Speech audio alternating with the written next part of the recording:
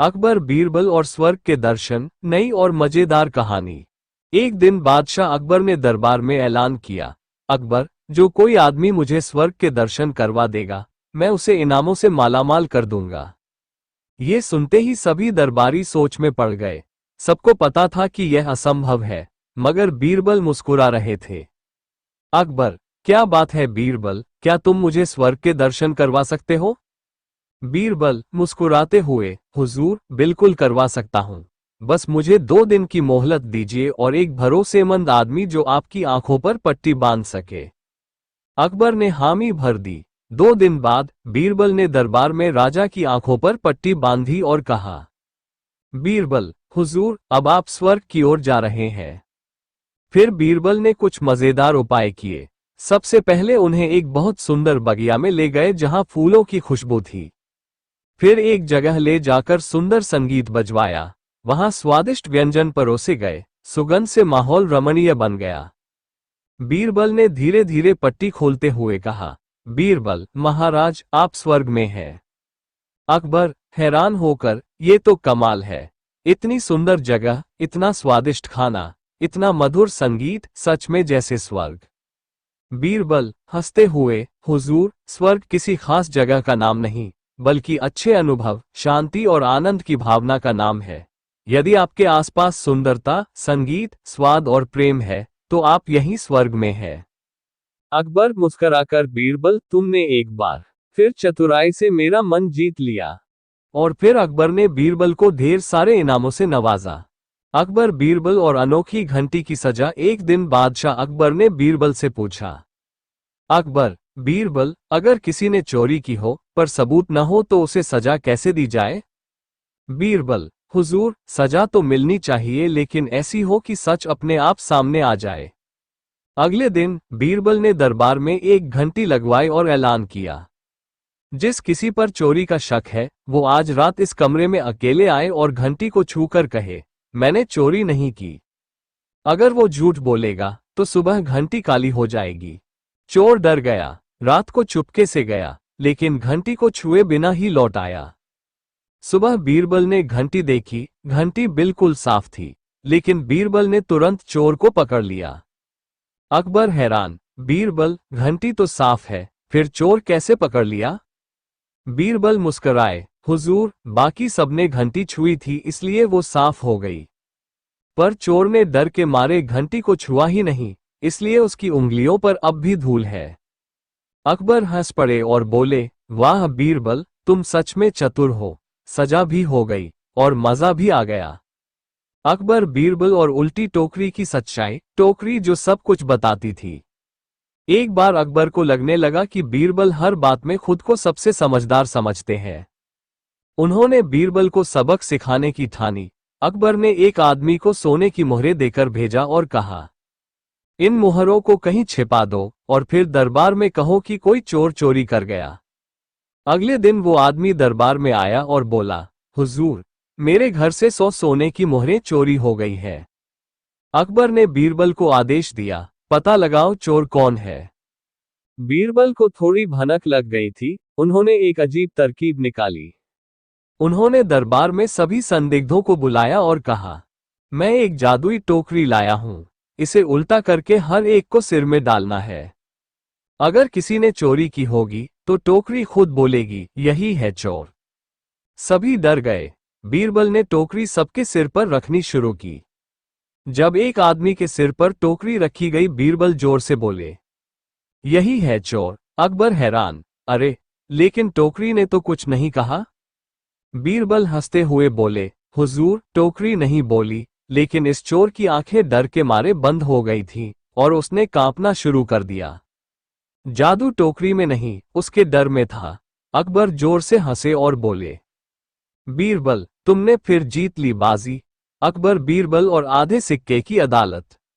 एक बार दरबार में 2 आदमी एक ही सिक्के को लेकर झगड़ रहे थे। दोनों कह रहे थे, ये सोने का सिक्का मेरा है। अकबर परेशान हो गए, बोले, बीरबल, अब तुम ही कोई हल निकालो। बीरबल ने मुस्कुराकर कहा, कोई बात नहीं हुजूर, इस मामले का हल बहुत आसान है। बीरबल ने सिपाही को बुलाया और कहा, इस सिक्के को बीच से काट दो, आधा एक को आधा दूसरे को। पहला आदमी चुप रहा, लेकिन दूसरा आदमी घबरा गया और बोला, नहीं नहीं, इसे मत काटो, मैं अपना दावा छोड़ता हूं, सिक्का इसे दे दो। बीरबल ने मुस्कुराते हुए कहा, हुजूर, यही असली मालिक है, क्योंकि जिसने सिक्के की परवाह की वही उसका असली हकदार है। अकबर बोले, बीरबल, तुम तो इंसाफ के भी उस्ताद निकले। लेकिन अब आया असली ट्विस्ट। अकबर ने हंसते हुए कहा, बीरबल, अगर मैं तुम्हारे खजाने को आधा कर दूं, तो क्या तुम भी ऐसा ही त्याग करोगे? बीरबल मुस्कुराया और बोला, हुजूर, खजाना आधा मत कीजिए, बल्कि उसमें से आपका हिस्सा मुझे दे दीजिए, क्योंकि मैं तो वही चला रहा हूं। पूरे दरबार में ठहाके गूंज उठे। अकबर, बीरबल और सोने वाला अंडा। एक दिन एक गरीब किसान दरबार में आया और बोला, हुजूर, मेरी मुर्गी रोज सोने का अंडा देती थी, पर बीरबल ने उसे मुझसे ले लिया। अकबर गुस्से में बोले, क्या ये सच है बीरबल? बीरबल मुस्कुराए और बोले, हुजूर, अगर ऐसी मुर्गी होती तो अब तक तो हम सभी करोड़पति हो जाते। अकबर, लेकिन इस आदमी की बात में कुछ तो सच्चाई लग रही है। बीरबल ने कहा, ठीक है, मैं इसे साबित कर देता हूं, बस मुझे एक दिन का समय दीजिए। अगले दिन बीरबल उस किसान को दरबार में बुलवाते हैं और सभी के सामने उसकी मुर्गी रखवाते हैं। फिर बोले, अगर ये मुर्गी सोने का अंडा देती है तो आज भी देगी, हम सब देखेंगे। पूरा दरबार मुर्गी को देखता रहा। 1 घंटा, 2 घंटा, मुर्गी ने कुछ नहीं किया। तभी बीरबल ने चुटकी लेते हुए कहा, हुजूर, लगता है इस मुर्गी ने आज छुट्टी ले ली है। दरबार हंसी से गूंज उठा। अकबर ने हंसते हुए कहा, बीरबल, तुमने फिर से साबित कर दिया कि दिमाग से बड़ा कोई सोना नहीं होता। एक्स्ट्रा मजा वाला पंच। बीरबल ने मुर्गी को किसान को वापस देते हुए कहा, भाई, अब इसे अच्छी खुराक देना, वरना ये कल से हीरे देना बंद कर देगी। अकबर, बीरबल और जूते वाला न्याय। एक दिन दरबार में दो आदमी एक ही जोड़ी पुराने जूतों को लेकर लड़ते हुए आए। पहला बोला, हुजूर, ये जूते मेरे हैं, मैंने इन्हें 3 साल तक पहना है। दूसरा बोला, नहीं हुजूर, ये मेरे हैं, मैंने ही इसमें 2 साल पहले छेद करवाया था। अकबर गुस्से में, बीरबल, अब तुम ही इन पुराने जूतों का फैसला करो।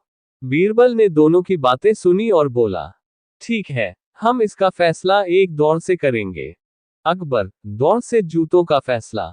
बीरबल बोले, जी हुजूर, दोनों व्यक्ति ये जूते पहनकर भागेंगे। जिसके पैर में ये अच्छे फिट आएंगे और वो गिरे बिना दौड़ पाएगा, जूते उसी के। फिर क्या?